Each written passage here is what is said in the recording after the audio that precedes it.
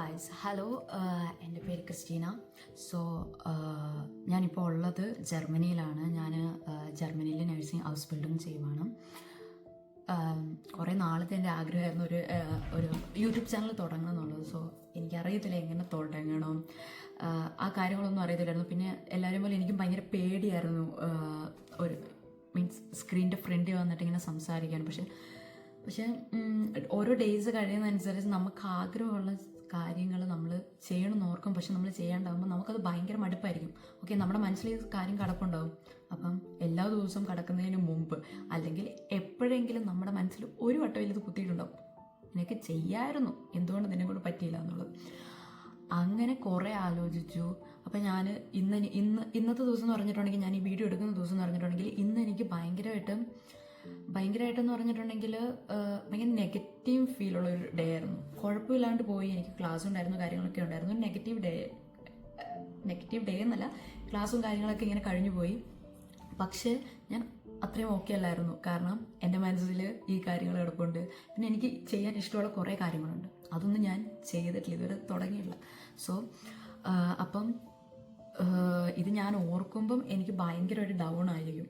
So അങ്ങനെ ഓർത്ത് ഞാനൊരു വീഡിയോ സ്റ്റാർട്ട് ചെയ്തതാണ്. എനിക്കറിയത്തില്ല ഇത് എത്രത്തോളം നിങ്ങളിൽ എത്തും അല്ലെങ്കിൽ നിങ്ങൾക്ക് ഇഷ്ടപ്പെടും എന്നുള്ള കാര്യമൊന്നും എനിക്കറിയത്തില്ല. പക്ഷേ ഓക്കെ, ഞാൻ എൻ്റെ ഒരു ഇഷ്ടം അല്ലെങ്കിൽ എനിക്ക് ചെയ്യാൻ ഇഷ്ടമുള്ളൊരു കാര്യം ഞാൻ നിങ്ങളിലേക്കും കൂടെ എത്തിക്കുന്നു എന്ന് മാത്രം. ഓക്കെ, ഞാനിപ്പം കുറച്ച് ഇൻട്രൊഡക്ഷൻ കാര്യങ്ങളൊക്കെ ചെയ്യാമെന്ന് ഓർത്തു. കാരണം എനിക്ക് നിങ്ങളെ അറിയത്തില്ല, നിങ്ങൾക്ക് എന്നെ അറിയത്തില്ല. പിന്നെ എൻ്റെ ഒരു ആദ്യത്തെ വീഡിയോ എന്നുള്ള ഒരു കേസിൽ സോ ഞാനോർത്ത് എൻ്റെ ഒരു ഇൻട്രൊഡക്ഷൻ വീഡിയോ പോലെ ചെയ്യാമെന്ന് ഓർത്തു. ഞാൻ ഇപ്പോൾ ഉള്ളത് ജർമ്മനിയിലാണ്. ജർമ്മനിയിൽ ഞാൻ നേഴ്സിംഗ് ഹൗസ് ബിൽഡിംഗ് ചെയ്യുവാണ്. ഞാനിവിടെ വന്നിട്ട് കഴിഞ്ഞ ഒക്ടോബറിലാണ് ഞാൻ വന്നത്. പിന്നെ ഒക്ടോബറിൽ വന്നെന്ന് പറഞ്ഞിട്ടുണ്ടെങ്കിൽ ഞാൻ നാട്ടിൽ ഒരു 2 വർഷത്തോളം വെയിറ്റ് ചെയ്തിട്ടാണ്, 2 ഒരു 1.5 വർഷത്തോളം വെയിറ്റ് ചെയ്തിട്ടാണ് ഞാൻ ഇങ്ങോട്ട് കയറി വന്നത്. ഞാൻ കഴിഞ്ഞ ഏപ്രിലിൽ വരാൻ വേണ്ടി ഇരുന്നതാണ്. പക്ഷേ ആ സമയത്ത് എനിക്ക് വിസയും കാര്യങ്ങളൊക്കെ അടിച്ചായിരുന്നു. പക്ഷേ ഞാൻ വരുന്നതിൻ്റെ ഒരാഴ്ച മുമ്പും കണ്ട് ഞങ്ങളുടെ ഏജൻസി വിളിച്ചു പറഞ്ഞു, വരാൻ പറ്റത്തില്ല, ഇങ്ങനെ എന്തോ പ്രശ്നമുണ്ട്. പ്രശ്നം എന്ന് പറഞ്ഞിട്ടുണ്ടെങ്കിൽ സീറ്റ്സ് എന്തോ കഴിഞ്ഞു പോകും, എന്തോ ഒരു കാര്യം പറഞ്ഞു. പക്ഷെ ക്ലിയർഡ് അല്ല. പക്ഷെ ഓക്കെ, ഞങ്ങൾ വെയിറ്റ് ചെയ്തു. ഞാൻ മാത്രമല്ലായിരുന്നു, കുറച്ച് 2-3 പിള്ളേരും ഉണ്ടായിരുന്നു. സോ ഞാൻ വെയിറ്റ് ചെയ്തു. ഞങ്ങൾ എന്നിട്ട് കഴിഞ്ഞ സെപ്റ്റംബറിലാണ് കയറി വന്നു.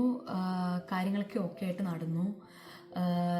നമ്മൾ വെയിറ്റ് ചെയ്ത ആ സമയത്ത് ഉണ്ടാവും നമ്മുടെ മാനസികാവസ്ഥ നമുക്ക് നോർമലി എല്ലാവർക്കും പറഞ്ഞാൽ മനസ്സിലായി. ഇപ്പം നാട്ടിൽ നിൽക്കുന്ന പിള്ളേർക്കാണെങ്കിലും എല്ലാവർക്കും മനസ്സിലാവും എങ്ങനെയാണ് അവരുടെ ഒരു ഡേ അല്ലെങ്കിൽ അവർ വെയിറ്റ് ചെയ്യുന്ന വിസേൻ്റെ കാര്യങ്ങളൊക്കെ നമുക്ക് മനസ്സിലാവും.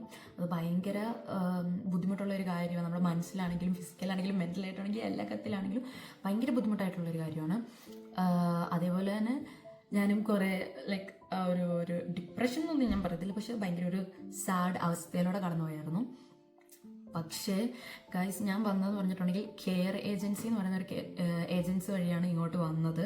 നാട്ടിൽ നിന്ന് വേറെ ഏജൻസി വഴി അവർ ഇവിടുത്തെ കെയർ ഏജൻസിയിലേക്ക് ഞാൻ വരിക ചെയ്തത്. സോ ഇവിടെ വന്നപ്പം കഴിഞ്ഞ സെപ്റ്റംബറിൽ ഞാൻ ഇവിടെ വന്നപ്പം നമുക്ക് എല്ലാ നഴ്സിംഗ് സ്റ്റുഡൻസിനെ പോലെ അല്ലെങ്കിൽ ഇന്ത്യയിൽ നിന്നോ അല്ലെങ്കിൽ എവിടെ നിന്നായിട്ട് വരുന്ന ഒരു സ്റ്റുഡൻസിനെ പോലെ എനിക്കും ഭയങ്കര പേടിയായിരുന്നു. ഇവിടെ വന്നാൽ എങ്ങനെയാകും, എങ്ങനെ നിൽക്കും, കാര്യങ്ങൾ ആരുണ്ട് എന്നുള്ള ആ ഒരു പേടിയും കാര്യങ്ങളും എനിക്കും ഉണ്ടായിരുന്നു. സോ ഞാനാണെങ്കിൽ ഞങ്ങളിവിടെ സെപ്റ്റംബർ 13-നാന്ന് തോന്നുന്നു ഞാൻ വന്നത്. കഴിഞ്ഞ 2024 ഇവിടെ വന്നു. ഫസ്റ്റ് ഡേ എന്ന് പറഞ്ഞിട്ടുണ്ടെങ്കിൽ ഒരു നഗരം എന്ന് പറയാൻ പറ്റില്ല, ഒരു ചെറിയൊരു സ്ഥലം, നിറയെ ആൾക്കാർ, നമുക്കറിയാത്ത കുറേ ജർമ്മൻകാർ, കുറേ വേറെ. ഇവിടെ ജർമ്മൻകാർ മാത്രമല്ല, ഇപ്പം ഞാൻ നിൽക്കുന്ന സ്ഥലം എന്ന് പറഞ്ഞിട്ടുണ്ടെങ്കിൽ ഷെൽസ്വിക് ഹോൾസ്റ്റൈൻ എന്ന് പറയുന്ന ഒരു സ്റ്റേറ്റിൽ കീൽ എന്ന് പറയുന്ന സ്ഥലത്താണ് ഞാൻ നിൽക്കുന്നത്. ഓക്കെ, ഞാൻ പ്രൊനൗൺസ് ചെയ്തത് ശരിയാണെന്നോ എനിക്കറിയത്തില്ല, പക്ഷേ അവിടെയാണ് ഉള്ളത് ഞാൻ. അപ്പം ഇവിടെ എന്ന് പറഞ്ഞിട്ടുണ്ടെങ്കിൽ കൂടുതൽ ഇതൊരു നോർത്ത് സ്ഥലമാണ്, നമ്മുടെ ഡെൻമാർക്കിൻ്റെ നേരെ താഴെയായിട്ട് വരും. സോ ഇഷ്ടം പോലെ ഔസ്ലാൻഡേഴ്സ് എന്ന് പറഞ്ഞിട്ടുണ്ടെങ്കിൽ ഫോറിജിനേഴ്സും ഉണ്ട്. ലൈക്ക് സിറിയ എന്ന് തോന്നുന്നു, കറക്റ്റ് എനിക്കറിയത്തില്ല, സോറി. അപ്പം അങ്ങനെ കുറേ പുറത്തുനിന്ന് വരുന്ന ഒത്തിരി ഇറാഖുകാർ, അങ്ങനെ കുറേ പുറത്തുനിന്ന് വരുന്നവരുണ്ട്.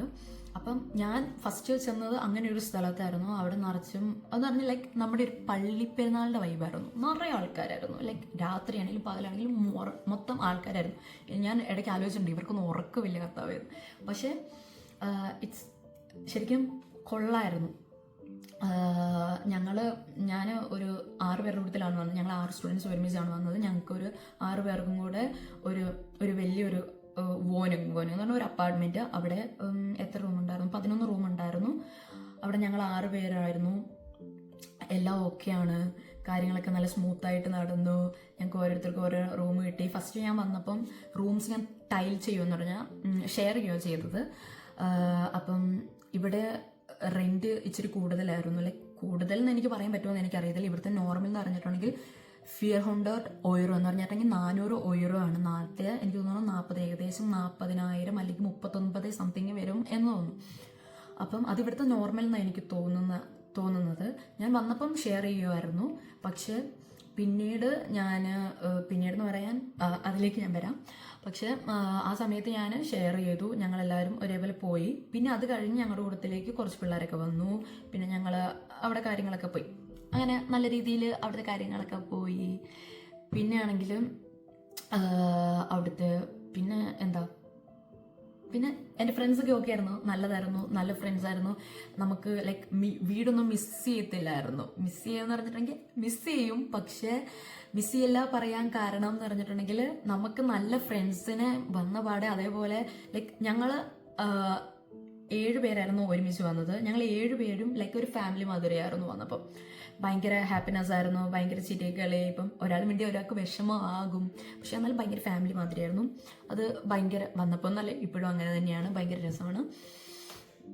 സോ അങ്ങനെയൊക്കെ പോയി, നല്ലതായിരുന്നു. പിന്നെ ഏജൻസിൻ്റെ കാര്യം പറയുക എന്ന് പറഞ്ഞിട്ടുണ്ടെങ്കിൽ നല്ല ഏജൻസിയാണ്. അത് എനിക്കറിയത്തില്ല, എനിക്കറിയത്തില്ല ഒരു ഏജൻസി ഇത്രത്തോളം ചെയ്തു തരുമോ അതോ നമ്മുടെ കൂടെ നിൽക്കുമോ എന്നുള്ളത്. കാരണം ഞാൻ വന്നപ്പോൾ തൊട്ട് ഇപ്പം എന്തെങ്കിലും ഒരു കാര്യത്തിന് നമ്മൾ ആരെങ്കിലും ഒന്ന് വിളിച്ചിട്ടുണ്ടെങ്കിൽ അവർ നമുക്ക് അപ്പം തന്നെ നമ്മൾ തിരിച്ചു വിളിക്കുകയോ അല്ലെങ്കിൽ അവർക്ക് കിട്ടുന്ന സമയത്ത് അവർ തിരിച്ചു വിളിച്ചിട്ട് നമ്മളോട് ചോദിക്കും കാര്യം എന്താണെന്നും അത് സോൾവ് ചെയ്യുകയും ചെയ്യും. അല്ലാണ്ട് നമുക്ക് അവിടെ സ്ട്രെസ് അടിക്കേണ്ട കാര്യങ്ങളൊന്നുമില്ല. ഇപ്പം ഇവിടെ വന്നിട്ട് നമുക്കറിയാം കുറേ സിറ്റേജ് രജിസ്ട്രേഷൻ ആണെങ്കിലും ബാങ്കിൻ്റെ ആണെങ്കിലും ബസ്സിൻ്റെ ആണെങ്കിലും എല്ലാ കാര്യങ്ങളും, ട്രാവലിൻ്റെ കാര്യങ്ങളും ഇവിടുത്തെ നമ്മൾ അടയ്ക്കേണ്ട റെൻറ്റ്സും കാര്യങ്ങളും എല്ലാത്തിൻ്റെ ആണെങ്കിലും അവരെല്ലാം നമുക്ക് സേഫായിട്ട് ചെയ്തു തന്നു. നമുക്ക് ഒന്നിൻ്റെ പുറകെ ഓടേണ്ട വന്നിട്ടില്ല. കാരണം നമ്മളൊരു പുതിയ സ്ഥലത്ത് വന്ന് നമ്മുടെ ലാംഗ്വേജ് കാര്യങ്ങളൊക്കെ നോക്കുമ്പോൾ നമുക്കിതെല്ലാം ബുദ്ധിമുട്ടായിട്ടായിരിക്കും വരിക. പക്ഷേ ഞാനിവിടെ വന്നിട്ട് എൻ്റെ ഏജൻസി എന്ന് പറഞ്ഞിട്ടുണ്ടെങ്കിൽ എനിക്ക് ഒരുപാട് ചെയ്തു തന്നു. ഇപ്പം ഞങ്ങളുടെ ഏജൻസി പറഞ്ഞാൽ ഞങ്ങളുടെ കൂടെ വന്നു. ഞങ്ങളുടെ സിറ്റി രജിസ്ട്രേഷൻ ആണെങ്കിലും ഞങ്ങളുടെ ബാങ്കിൻ്റെ കാര്യങ്ങൾ എല്ലാവരും കൂടെ വന്നു, ഞങ്ങൾക്ക് എല്ലാം ചെയ്തു തന്നു. വളരെ ഞാൻ പോസിറ്റീവ് 100 കൊടുക്കത്തുള്ളൂ എൻ്റെ ഏജൻസിക്ക്. കാരണം they are good, so good. കാരണം എനിക്ക് പറയാൻ പറ്റില്ല, നെഗറ്റീവ് ഇതുവരെ എനിക്കതിൽ ഉണ്ടായിട്ടില്ല, അതുകൊണ്ട് എനിക്ക് പറയാനും പറ്റത്തില്ല. സോ ഏജൻസിൻ്റെ സൈഡ് എന്ന് പറഞ്ഞിട്ടുണ്ടെങ്കിൽ പെർഫെക്റ്റ് ആണ്. എനിക്ക് തോന്നുന്നു അവരിപ്പം പുതിയ ഇതൊക്കെ തുടങ്ങിയിട്ടുണ്ട്, നാട്ടിലും തുടങ്ങിയിട്ടുണ്ട്, ഇവിടെയും അത് കുറച്ചും കൂടെ ബിഗ് സ്ട്രക്ചർ ആക്കിയിട്ടുണ്ട്. സോ ആർക്കാണെങ്കിലും നിങ്ങൾക്ക് വരാൻ ആഗ്രഹിക്കുന്നവരാണെങ്കിൽ നിങ്ങൾക്ക് എല്ലാവർക്കും അതൊന്ന് എന്താ പറയുക, അവരെ ഒരു കോണ്ടാക്റ്റ് ചെയ്യാം. കാരണം ഒരാളുടെ എക്സ്പീരിയൻസ് വെച്ച് നോക്കുമ്പോഴല്ലേ നമുക്ക് മനസ്സിലാവത്തുള്ളൂ എങ്ങനെയാണെന്നുള്ള കാര്യം. പിന്നെ ഞാൻ പഠിക്കുകയെന്ന് പറഞ്ഞിട്ടുണ്ടെങ്കിൽ UKS എന്ന് പറയുന്ന ഇതാണ്. ഇതൊരു ഉണി ക്ലിനിക്കാണ് എന്ന് പറഞ്ഞിട്ടുണ്ടെങ്കിൽ നമ്മുടെ നാട്ടിലെ എനിക്ക് തോന്നുന്നു നമ്മുടെ നാട്ടിലത്തെ നമ്മുടെ നാട്ടിലത്തെ എന്താണെന്ന് എനിക്ക് ഓർമ്മ കിട്ടുന്നില്ല ഗൈസ്. ഇതൊരു ഉണി ക്ലിനിക്കാണ്. ഉണി ക്ലിനിക്ക് എന്ന് പറയുന്നത് ഗൈസ് നിങ്ങൾക്ക് അറിയെങ്കിലും നിങ്ങൾ അതൊന്ന്, ഞാൻ മറന്നുപോയി, അതുകൊണ്ടാണ് അതൊന്ന് കമൻസിലിട്ടേക്ക്. ഓക്കെ, ഞാൻ മറന്നുപോയി, എന്തോ വർക്ക് ആവുന്നില്ലെന്ന്. കുറച്ച് നേരം വെയിലും ഉണ്ടായിരുന്നു, സോ അതുകൊണ്ട് വർക്ക് ആവുന്നില്ല. അപ്പം ഉണി ക്ലിനിക്കിലാണ് ഞാൻ പഠിക്കുന്നത്. സോ അതിൻ്റെ തന്നെ ഷൂളയിലാണ് ഞാൻ പഠിക്കുന്നത്, സ്കൂളിൽ. സോ ഞങ്ങൾക്ക് 3 മാസം പ്രാക്ടിക്കലും 2 മാസം തിയറിയുമാണ് ഏകദേശം. പിന്നെ അതിൻ്റെ ഇടയ്ക്ക് ഉർളവ് എന്ന് പറഞ്ഞാൽ വെക്കേഷൻ ഉണ്ട്. പിന്നെ നമുക്ക് അല്ലാണ്ടുള്ള ലീവ്സ് കാര്യങ്ങൾ പിന്നെ എല്ലാം അതിൻ്റെ അനുസരിച്ച് പോകും. പിന്നെ ഷൂളേൻ്റെ കാര്യം പറയാമെന്ന് പറഞ്ഞിട്ടുണ്ടെങ്കിൽ എനിക്കറിയത്തില്ല, എനിക്ക് ദ ബെസ്റ്റ് എന്നേ പറയാൻ പറ്റത്തുള്ളൂ. ഞാൻ എല്ലാം ഭയങ്കര പോസിറ്റീവായിട്ടാണ് പറയുന്നത്. എനിക്കറിയത്തില്ല ഇനി അങ്ങോട്ട് എങ്ങനെ വരും, ഇനി എങ്ങോട്ട് ചീത്തയായിട്ട് പോകുമോ അതോ നന്നായിട്ട് പോകുമോ എന്നൊന്നും എനിക്കറിയത്തില്ല. പക്ഷേ ഇത്രയും ഞാനിപ്പം വന്നിട്ട് ഒരു 10 മാസമായി. 10 മാസം ഞാൻ വന്നതിൽ എക്സ്പീരിയൻസ് ചെയ്ത് ഇറ്റ് ദ ബെസ്റ്റ്. അത് എനിക്ക് പറയാൻ പറ്റത്തുള്ളൂ. കാരണം ഇപ്പം ഞങ്ങൾക്ക് പ്രൊബേഷൻ സൈറ്റ് ഉണ്ടായിരുന്നു. 6 മാസം നമ്മൾ കഴിയുമ്പോൾ 6 മാസം കഴിയുമ്പോഴാണെന്ന് എനിക്ക് തോന്നുന്നു. 6 മാസം കഴിയുമ്പോൾ നമുക്കൊരു പ്രൊബേഷൻ സൈറ്റ് ഉണ്ട്. 6 മാസം അത് കഴിഞ്ഞ് നമുക്ക് ഈ 6 മാസത്തിൽ നമുക്ക് 3 എക്സാംസ് ഉണ്ട്. ഇത് പാസ്സാവണം, പിന്നെ പ്രാക്ടിക്കൽ എക്സാമും ഉണ്ടാവും. ഇതും പാസ്സായി കഴിഞ്ഞിട്ട് നമ്മൾ ഈ പ്രൊബേഷൻ പീരീഡ് പാസ്സായി കഴിഞ്ഞാൽ നമുക്ക് ബാക്കി കണ്ടിന്യൂ ചെയ്യാൻ പറ്റത്തുള്ളൂ. സോ ഞങ്ങൾക്ക് ഈ 6 മാസം ക്ലാസ്സും പ്രൊബേഷൻ എക്സാംസും പ്രാക്ടിക്കൽ എക്സാംസ് ഒക്കെ ഉണ്ടായിരുന്നു. ഞങ്ങൾ വർക്കും ചെയ്തു, എല്ലാം ചെയ്തു. ബുദ്ധിമുട്ടാണോ എന്ന് ചോദിച്ചിട്ടുണ്ടെങ്കിൽ എല്ലാ ജോബിലും ബുദ്ധിമുട്ടുണ്ടല്ലോ. അതിപ്പം നേഴ്സിംഗ് മാത്രമാണെന്ന് ഞാൻ പറയത്തില്ല. നമ്മൾ ഏത് ജോബിൽ പോയാലും അവിടെ എല്ലായിടത്തും ബുദ്ധിമുട്ടുണ്ടാവും. നമുക്ക് ബുദ്ധിമുട്ടാണ്ട് ഒന്നും കിട്ടത്തില്ല. ഇപ്പം ഞാൻ കുറേ പേരെ കണ്ടിട്ടുണ്ട്. ലൈക്ക് ഇപ്പം പ്രാക്ടിക്കലിന് ഇപ്പം നമ്മൾ ഹോസ്പിറ്റലിൽ വർക്ക് ചെയ്യണം. ഹോസ്പിറ്റലിലോ അതോ നമുക്ക് കിട്ടുന്ന ഓൾഡ് ഏജ് ഹോം ആണെങ്കിലും അവിടെയാണെങ്കിലും വർക്ക് ചെയ്യണം. വർക്ക് ചെയ്യുമ്പം അവിടെ ഇഷ്ടം പോലെ ബുദ്ധിമുട്ടുകൾ ഉണ്ടാകും. ഓക്കെ, നമ്മളൊരു ജോബിനെ ഇഷ്ടപ്പെടുമ്പം നമ്മളത് ഇഷ്ടപ്പെട്ട ആ ഒരു സമയം, ഇപ്പം എനിക്കിപ്പോൾ 8 മണിക്ക് ഇപ്പം 6 മണിക്ക് തുടങ്ങിയിട്ട് 2 മണിക്ക് തീരുവാണെങ്കിൽ ആ സമയത്ത് നമ്മൾ വർക്ക് ചെയ്യേണ്ടതല്ലേ ഉള്ളൂ. ആ സമയത്ത് നമ്മളിപ്പോൾ കഷ്ടപ്പാടാണെങ്കിലും സന്തോഷമാണെങ്കിലും അത് സന്തോഷത്തോടെ ചെയ്യുവാണെങ്കിൽ ഓക്കെ, നമുക്കത് പോസിറ്റീവായിട്ട് ഫീൽ ചെയ്യത്തുള്ളൂ. അതൊരിക്കലും നെഗറ്റീവായിട്ട് ഫീൽ ചെയ്യത്തില്ല. സോ ഞാൻ പോസിറ്റീവായിട്ടാണ് കണ്ടത്. ആദ്യമൊക്കെ എനിക്കും ബുദ്ധിമുട്ടുണ്ടായിരുന്നു. എളുപ്പമല്ല, ബുദ്ധിമുട്ടുള്ള കാര്യം തന്നെയാണ്. പക്ഷെ പിന്നെ അത് ഓക്കെ ആയി വന്നു. ഞാനിപ്പോൾ ഷൂളേൻ്റെ കാര്യം പറഞ്ഞുകൊണ്ടിരുന്നത്. ഓക്കെ, അപ്പം എക്സാംസ് കാര്യങ്ങളിൽ എൻ്റെ ക്ലാസ് ടീച്ചർ ഭയങ്കര പാവമാണ്. ലൈക്ക് ഞങ്ങൾക്ക് എല്ലാവർക്കും പറഞ്ഞു തരും. ഇപ്പം ഞങ്ങൾക്ക് മനസ്സിലായില്ലെങ്കിലും ഞങ്ങളത് ഇംഗ്ലീഷിൽ ഞങ്ങൾക്ക് ട്രാൻസ്ലേറ്റ് ചെയ്ത് തരും. സോ ഞങ്ങൾക്ക് ബുദ്ധിമുട്ടുണ്ട്. ഇപ്പം ഞാൻ ഫസ്റ്റ് ക്ലാസ്സിൽ ഞങ്ങൾ എല്ലാവരും മലയാളികൾ എല്ലാവരും ഇരുന്ന് പറഞ്ഞിട്ടുണ്ടെങ്കിൽ എന്നാ പറയുന്നത് ഒരു വാക്ക് എന്ന് പറഞ്ഞിട്ടുണ്ടെങ്കിൽ ഓക്കെ, ഇപ്പം നമ്മൾ മലയാളത്തിലാണെങ്കിൽ എനിക്ക് ബാക്കി മനസ്സിലാവത്തില്ല. എനിക്ക് ഇപ്പം ഞാൻ പറയാം, നിങ്ങൾക്കെല്ലാം മനസ്സിലായോ എന്ന് ചോദിച്ചാൽ നിങ്ങൾക്കെല്ലാമേ ഞങ്ങൾക്ക് മനസ്സിലാവത്തുള്ളൂ. മനസ്സിലായോ എന്നുള്ള കാര്യം ഇപ്പം ആ വെർബ് നമുക്ക് അറിയത്തില്ലെങ്കിൽ നമുക്കത് മനസ്സിലാകത്തില്ല. ഫസ്റ്റ് ചെന്നിരുന്നപ്പോൾ ഓക്കെ, എനിക്കൊന്നും മനസ്സിലായിട്ടുണ്ടായിരുന്നില്ല. എനിക്കെന്നല്ല, ഞങ്ങളുടെ കൂട്ടത്തിലുള്ള എല്ലാവർക്കും. അവർക്ക് മനസ്സിലായില്ലോ എന്ന് എനിക്കറിയത്തില്ല കേട്ടോ. മനസ്സിലായിട്ടുണ്ടായിരിക്കത്തില്ല മേ ബി, കാരണം എനിക്ക് മനസ്സിലായില്ലല്ലോ. പിന്നെ അവർക്ക് എങ്ങനെ മനസ്സിലാവുക? ഓക്കെ, അപ്പം ഇല്ല ഗൈസ്, അവർക്ക് ചിലപ്പോൾ മനസ്സിലായി കാണും. ഓക്കെ, എന്തുവാട്ടെ. അപ്പം മനസ്സിലായില്ല. പിന്നെ ഡെയിലി നമ്മൾ ഇപ്പം ഞാനിപ്പോഴും എന്താ പറയണ്ടേ, പെർഫെക്റ്റ് എന്ന് ഞാൻ പറയത്തില്ല. പെർഫെക്റ്റ് എന്നല്ല, ഒരു 55% പോലും ആയെന്ന് ഞാൻ പറയത്തില്ല.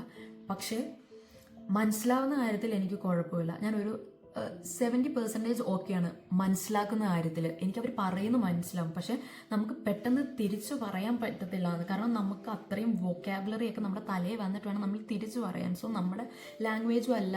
സോ നമ്മളിതൊക്കെ ഓർത്ത് പറയാൻ ഓക്കെ, ചിലവർക്ക് പറ്റും, ചിലവർക്ക് പറ്റില്ല. ഗൈസ്, എനിക്ക് പറ്റിയിട്ടുണ്ടോ എന്നറിയത്തില്ല. ഓക്കെ, ഇങ്ങനെ പോകുന്നു. ഓക്കെ, അപ്പം ഞങ്ങളുടെ എക്സാംസ് കഴിഞ്ഞായിരുന്നു. 3 എക്സാംസ് കഴിഞ്ഞു. കുഴപ്പമില്ലാത്ത നോട്ട്സ് ഒക്കെ എന്ന് പറഞ്ഞാൽ മാർക്സ് ഒക്കെ കിട്ടി. ഇവിടുത്തെ നോട്ട്സ് എന്ന് പറഞ്ഞിട്ടുണ്ടെങ്കിൽ നമുക്ക് 1, 2, 3, 4 നോട്ട്സ് ആണ്. ഇതിൽ 4 എന്ന് പറഞ്ഞാൽ ഏറ്റവും കുഴപ്പമില്ല. ഓക്കെ, അപ്പം 5, 6 കിട്ടുവാണെങ്കിൽ അത് മോശമാണ്. പിന്നെ 3, 2, 1 ആണ് ഏറ്റവും നല്ലത്. അപ്പം കുഴപ്പമില്ലാണ്ട് എക്സാംസും കാര്യങ്ങളും എല്ലാം പോയി. ഞാൻ പ്രൊബേഷൻ പാസ്സായി. സോ അത് ഒരു കടമ്പയായിരുന്നു. ഞങ്ങളെന്ന് പറഞ്ഞിട്ടുണ്ടെങ്കിൽ ഞങ്ങൾ എക്സാം സമയത്ത് പഠിക്കുന്ന ഒരാൾക്കാരായിരുന്നു. സോ ഒത്തിരി പഠിക്കാനുണ്ടായിരുന്നു ഗൈസ്. അറിയത്തില്ല, അതിന് മുമ്പ് ആ ഇൻട്രസ്റ്റ് വരത്തില്ല, എന്താണെന്നറിയത്തില്ല. സോ എക്സാംസ് ഒക്കെ കഴിഞ്ഞു, പ്രൊബേഷൻ സൈറ്റ് കഴിഞ്ഞു. അത് കഴിഞ്ഞ് ഞങ്ങൾ 3 മാസം ഇത് ചെയ്തു. പ്രാക്ടിക്കൽ ചെയ്തു. ഓൾഡ് ഏജ് ഹോമിൽ ചിലവർ ആംബുലൻസ് ഫ്ലീഗായിരുന്നു. എന്ന് പറഞ്ഞാൽ ആംബുലൻസ് ഇങ്ങനെ ഓരോ വീട്ടുകളിൽ പോയിട്ട് ചെയ്യേണ്ടായിരുന്നു. ഓൾഡ് ഏജ് ഹോം എന്ന് പറഞ്ഞാൽ നമ്മൾ ഒരു വലിയൊരു കെട്ടിടത്തിൽ അവിടെ ഇങ്ങനെ കുറേ പ്രായമായ ആൾക്കാരുണ്ടാവും. സോ അവരിൽ പറ്റാത്തവരുണ്ടാവും, ഒട്ടും അനങ്ങാൻ പറ്റാത്തവരുണ്ടാവും, പറ്റുന്നവരുണ്ടാവും. അങ്ങനെ അവരെയൊക്കെ ഒന്ന് നമ്മൾ കെയർ ചെയ്യുക. നമ്മൾ സ്റ്റുഡൻസ് ആയതുകൊണ്ട് ചെയ്യിപ്പിക്കത്തില്ല എന്നല്ല, ചെയ്യിക്കുന്ന സ്ഥലമുണ്ട്. ഞാൻ പോയിടം ഓക്കെ അവരെന്നെ നന്നായിട്ട് വർക്ക് ചെയ്യിപ്പിച്ചായിരുന്നു.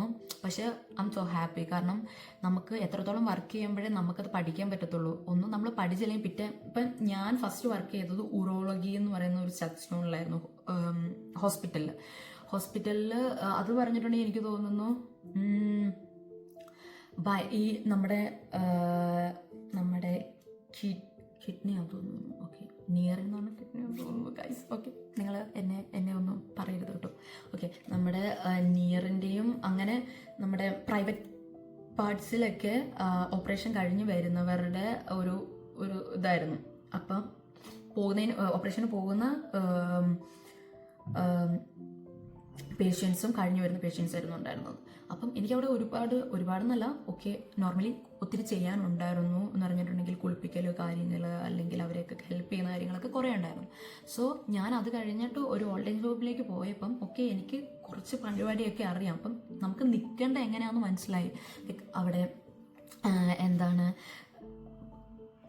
ഒരാളും വെറുക്കൂല. കാരണം എന്ന് പറഞ്ഞിട്ടുണ്ടെങ്കിൽ നമുക്കൊരു കാര്യം അറിയാമെന്ന് പറഞ്ഞിട്ടുണ്ടെങ്കിൽ അവർ ഓക്കെ നമ്മളെ കൊണ്ട് ചെയ്യിപ്പിക്കും. പക്ഷെ അവർക്ക് ഒരു ഇന്ത്യനാണ് അല്ലെങ്കിൽ ആ ഒരു സംഭവം ഉണ്ടല്ലോ, ആ സംഭവം ഇവക്കൊന്നും അറിയത്തില്ല, അല്ലെങ്കിൽ ലാംഗ്വേജിൻ്റെ ബാരിയർ ഉണ്ടെന്നുള്ള ഒരു സംഭവം വരത്തില്ല. നമുക്ക് അറിയെങ്കിൽ നമുക്ക് ചെയ്യാം, അത് പറയണം. പക്ഷേ നമ്മൾ എന്തെങ്കിലും തെറ്റ് ചെയ്തിട്ടുണ്ടെങ്കിൽ, ഇപ്പം എനിക്കൊരു എക്സാമ്പിൾ വന്നിട്ടുണ്ട്. എന്നോട് ഒരു ദിവസം പറഞ്ഞു ബ്ലൂ ട്രൂക്ക് എന്ന് പറഞ്ഞിട്ടുണ്ടെങ്കിൽ നമ്മുടെ ബ്ലഡ് പ്രഷർ നോക്കാൻ പറഞ്ഞു.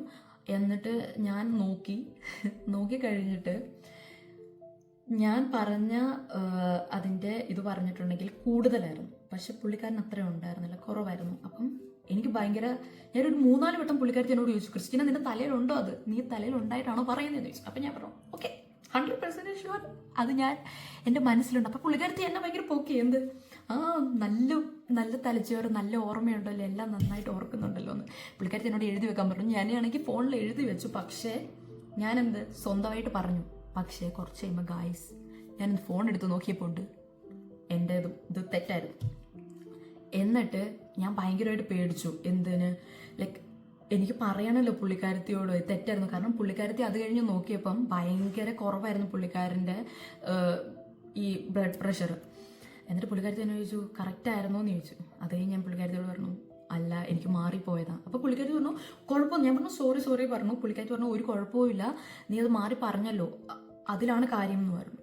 അപ്പം ഇവരാരും നമ്മളെ വഴക്ക് പറയത്തില്ല. നമ്മൾ എന്തെങ്കിലും ചെയ്തിട്ടുണ്ടോ തെറ്റുണ്ടോ അല്ലെങ്കിൽ നമുക്ക് എന്തെങ്കിലും ഡൗട്ട് ഉണ്ടെങ്കിൽ അവരോട് ചോദിക്കുക, ക്ലിയർ ആക്കുക. അല്ലാണ്ട് തന്നെ നമ്മൾ ചെയ്ത് മാറി എന്നിട്ടുണ്ടെങ്കിൽ പിന്നെ വായിലിരിക്കുന്നതൊക്കെ കേൾക്കണം. അതിന് നമ്മൾ ബാധ്യസ്ഥര. കാരണം നമ്മൾ ചെയ്ത കാര്യത്തിനാണ് നമുക്ക് കിട്ടിയത്. ഓക്കെ, പിന്നെ ഒത്തിരി പഠിക്കാനും ഉണ്ട് ഗൈസ്, ഒത്തിരി ഉണ്ട്. പിന്നെയെന്ന് പറഞ്ഞിട്ടുണ്ടെങ്കിൽ ഞാൻ പഠിക്കാറുണ്ട് തയ്ച്ചിട്ടുണ്ടെങ്കിൽ ഗൈസ്.